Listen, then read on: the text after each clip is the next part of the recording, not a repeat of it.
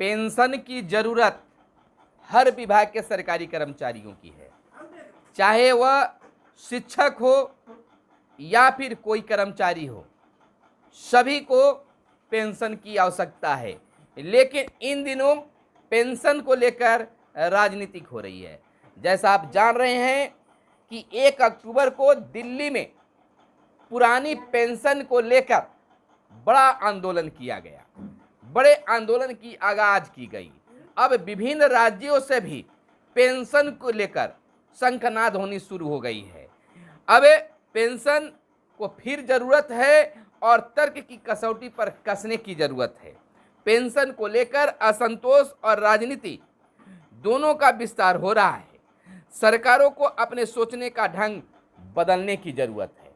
आखिरकार तमाम उम्र जो है कर्मचारी आपके यहाँ कार्य करते हैं और बुढ़ापे में उन्हें अगर कुछ नहीं मिलता है, पेंशन नहीं मिलता है, तो उनका जीवन पार कैसे होगा? यह बिल्कुल तर्क का विषय है। नमस्कार, मैं हूं आपके साथ सुनील बॉबी और आप इस समय देख रहे हैं मगध संवाद।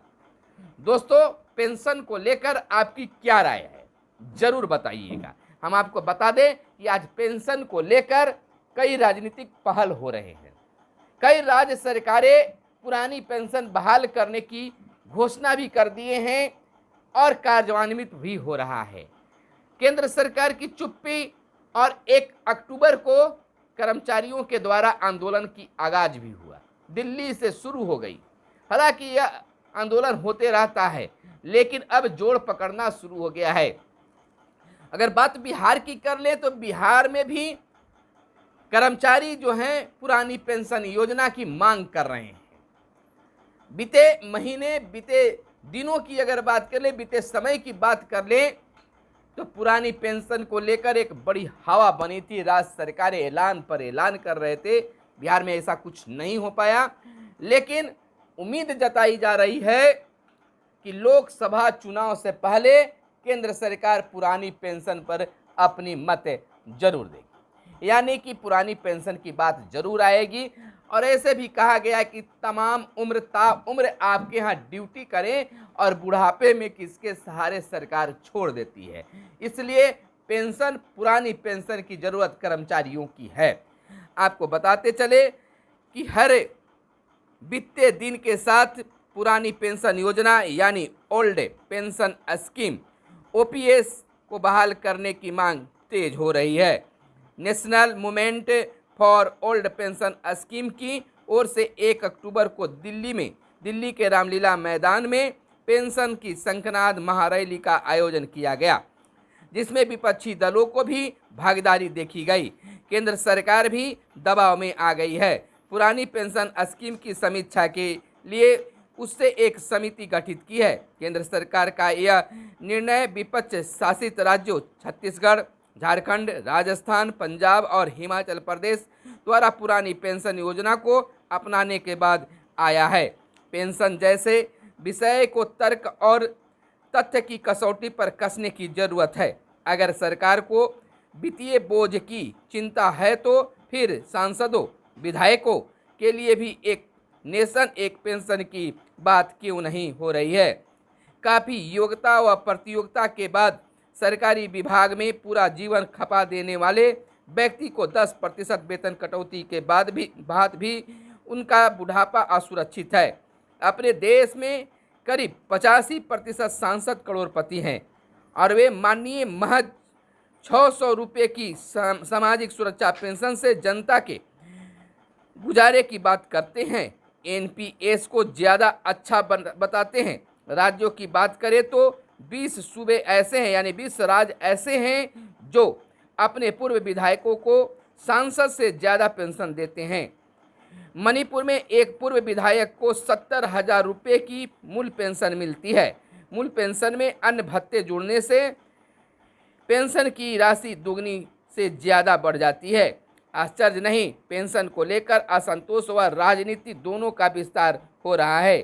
सरकारों को अपने सोचने का ढंग बदलना होगा। जहां सरकार पुरानी पेंशन की रेवड़ी बताती है तो वहीं आरबीआई के आंकड़ों के मुताबिक वित्तीय वर्ष 2012-13 के बाद से बैंकों में कॉरपोरेट घरानों के 15 लाख करोड़ रुपए से अधिक की राशि बट्टे खाते में डाल दी है, जिससे सिर्फ 19% ही वसूल हुई है। यह वाकई चिंता की बात है कि नई पेंशन स्कीम के चलते अब 2 लाख रुपए वेतन पाने वाले लोगों का भी महज 5 से 10 हजार रुपये तक पेंशन बन रही है। उन्होंने 20 से 35 वर्ष तक सरकार के लिए काम किया और उन्हें रिटायरमेंट के बाद बुढ़ापे में बाजार भरोसे छोड़ दिया जाता है, तब उचित है। The organisation for economical cooperative and development OECD के पेंशन मार्केट रिपोर्ट के अनुसार कई देश पेंशन फंड के लिए जीडीपी का 15 से 40% खर्च कर रहे हैं। वहीं भारत सिर्फ 3%। सरकारों को बजट में अपना पेंशन खर्च को बढ़ाना पड़ेगा। यह देश उन बुजुर्गों का भी है जिन्होंने देश के विकास में अपनी जवानी लगा दी है। अगर नई पेंशन स्कीम को सरकार सही मानती है तो इसे सांसदों विधायकों पर भी लागू करना चाहिए। केंद्र को इस विषय पर जल्द विचार करना चाहिए। बिल्कुल पूरी जवानी आपके लिए, देश की सेवा के लिए, राज्य की सेवा के लिए खपा दिया और बुढ़ापे में सरकार किसके भरोसे कर्मचारियों को छोड़ देती है। इस पर सरकार को विचार करने की जरूरत है, सोचने की जरूरत है। हालांकि इसमें कई राज्य पहल भी किए हैं और पुरानी पेंशन योजना को लागू भी किया है, लेकिन केंद्र सरकार चुप्पी साधे हुई है। लेकिन 1 अक्टूबर के आंदोलन के बाद केंद्र सरकार भी अब सख्ते में है, कमेटी भी गठित हुई है, अब सरकार सोचने पर मौजूद है। लेकिन कर्मचारियों को एक बार फिर से इस पर जोर लगाने की जरूरत है और सरकार को भी सोचने की जरूरत है सभी कसौटियों पर। यह बात जरूरी है। और यह भी कहा जा रहा है कि अगर नई पेंशन स्कीम, पुरानी पेंशन स्कीम से नई पेंशन स्कीम अच्छी है तो यह नियम सांसद और विधायकों पर भी लागू होनी चाहिए। यह मांग भी बिल्कुल सही है। अगर पुरानी पेंशन योजना गलत, नई पेंशन योजना सही है तो यह तमाम लोगों पर लागू होना चाहिए।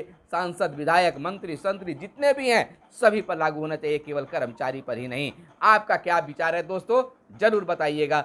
फिर मिलते हैं अगले वीडियो में, तब तक के लिए दीजिए इजाजत। धन्यवाद। जय हिंद, जय भारत, वंदे मातरम।